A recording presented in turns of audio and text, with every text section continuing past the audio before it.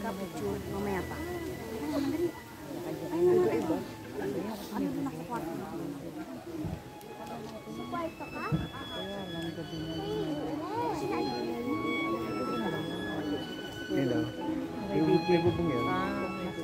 Tataan-taas na lang. Parang may mga puno. Ito sa rin.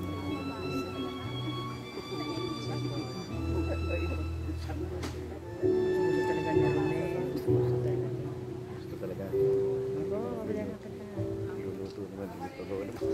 Kahit batat to, di may... Mga minamahal, tayo ay nagkakatipon Bayo niya. sa paningin ng Diyos at sa harapan ng mga saksing ito upang saksihan o pag-isahin sina Jester at PB sa banal na kalagayan ng pag-aasawa na isang marangal na kalagayan na nilikha ng Diyos at sa atin ay ipinapahiwatig ang mahiwagang pagkakaisa ni Kristo at ng kanyang iglesia na ang banal na kalagayang ito ay binigyan ng kahalagahan o mahalagang pansin ni Kristo sa kanyang pagdalo sa kasalan sa Kana sa Galilea. Kaya't ang sinumang may nais pumasok sa kalagayang ito at nakahandang sumunod sa kalooban ng Diyos ay nararapat na mangako sa abot ng kanyang makakaya at mabuhay sa diwa ng pagkikipag-ugnay ni Kristo sa iglesia. Ito ang dahilan kung bakit ang sinumang pumapasok sa ganitong kalagayan ay nararapat na at mataimtim na nagbubulay-bulay sa kanyang sarili na may matapat na paghahangad na malaman, masunod, ng buong puso ang kalooban ng Diyos. Sa banal na kalagayang ito, dumudulog ngayon ang dalawang ito upang pagtibayin ang kanilang hinahangad na pagkakaisa. Hinihiling ko po ang ating Mr. John Arca para sa ating pong pagbabasa ng salita ng ating Panginoon at kasabay po nito ay ang kasunod po ay ang pambungad ng panalangin.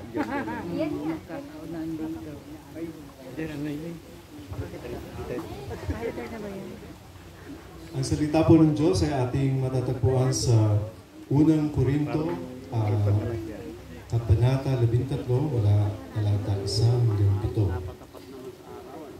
Makapagsalita man ako sa mga wika ng mga tao at ng mga anghel, kung wala naman akong pag-ibig, para lamang akong kampanang umalingaw o pompyang na maingay.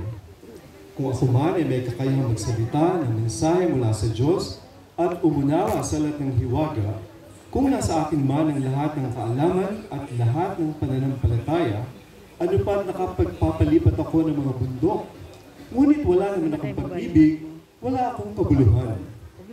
At kung ipamigay ko man ang lahat ng aking mga ari-arian at ialay ang aking katawan upang sunugin, ngunit wala naman akong pag-ibig, wala rin akong mapapala. Ang pag-ibig ay matyaga at magandang loob, hindi maiinggitin, hindi mayabang, hindi mapagmatasman, hindi magaspang ang pag-uugali, hindi makasarili, hindi magagalitin o mapagtanim ng sama ng loob sa kapwa. Hindi ito natutuwa sa masama, sa halip ay nagagalak sa katotohanan. Ang pag-ibig ay matitisin, mapagtiwala, puno ng pag-asa, at nagtitiyaga hanggang wakas. Tayo manalangin. Ama naming Diyos at Panginoon, kami po ay nakikigalak sa pamilya Cunanan at Bautista dahil sa espesyal na araw na ito. Salamat po sa araw na ito na yung nilikha na aming pong sasaksihan ang pag-iisang dibdib ni na Jester at ni PB. Naniniwala po kami na kayo ang naging dahilan kung bakit sila nandito at kayo rin ang nagsilid sa kanilang puso ng pag-ibig kung kaya meron kaming ganitong gawain. Panginoon, ang dalangin po namin na ay tunay na maging maligaya at mapayapa, hindi lang ang araw na ito, kundi ang mga susunod pang araw sa kanilang mga buhay. At ang dalangin din namin, nawa ang anumang pangako o sumpaan na magaganap ngayon ay gawin mong matibay, matatag, at tunay na nakaangkla doon sa malalim na pag-ibig ng mga salitang amin narinig ngayon. Ito po ang aming dalangin. Sa ngalan ni Jesus. Amen. Maari na pong makaupo ang kapulungan maliban lamang po sa mga magulang ng dalawa. Sa inyo, mga magulang ni PB, magandang hapon po. nakahanda po ba kayo na ipagkatiwala ang inyong anak na si PB kay Jester at inyong tatanggapin si Jester upang maging kabiyak ng inyong anak na maluwag sa inyong puso? Maraming salamat po. At sa inyo naman, magulang ni Jester, nakahanda po pa kayo na ipagkatiwala ang inyong anak na si Jester upang maging kabiyak ni PB at inyong tatanggapin si PB upang maging kabiyak ng inyong anak na maluwag sa inyong puso? Maraming salamat po. Maaari na po kayong makaupo. Sa inyo naman lahat ng sumasaksi sa seremonyang ito, meron po bang tumututol sa pag-iisang dibdib ng dalawang ito? Yes, sir. Baka Meron daw. okay lang po. Wala. Wala po akong nakikita, wala po akong naririnig. Ang sino man pong nagnanais na humabol ay wala na pong karapatan sapagkat tayo po ay magpapatuloy na sa pag-iisang dibdib at siya ay maaring manahimik na lamang.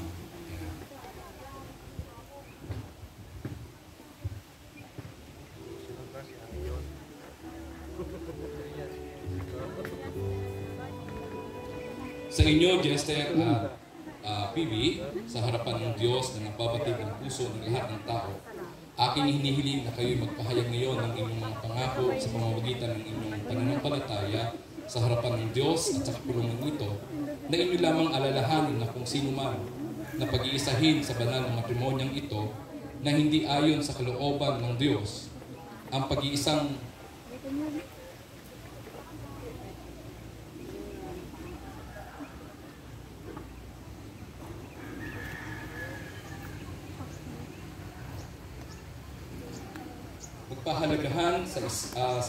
magpahalagahan ang inyong pangako ayon sa kalooban ng Diyos. Tunay na kayo'y pagpapalain at bibigyan katuparan sa inyo ang isang walang hanggang kaligayahan at kapayapaan sa inyong magiging tahanan. Jester, tinatanggap mo ba si PB na maging tunay mong asawa sa harapan ng Diyos at ng saksing ito? Opo, Pastor.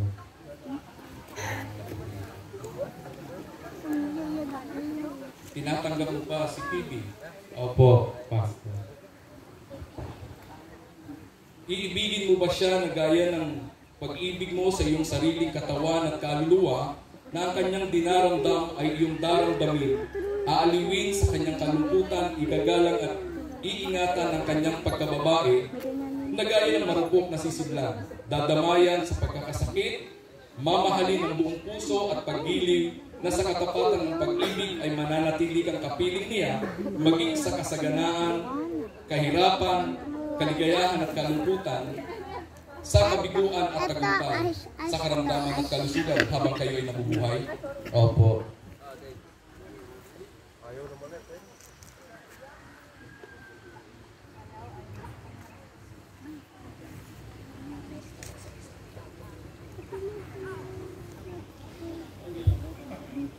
Phoebe,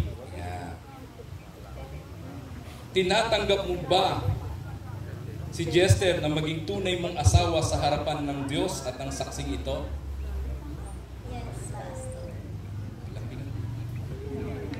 Narinig niyo po ba? O yan, lakas. Tinatanggap mo ba si Jester na maging tunay mong asawa sa harapan ng Diyos at sa mga saksing ito? Yes, Pastor.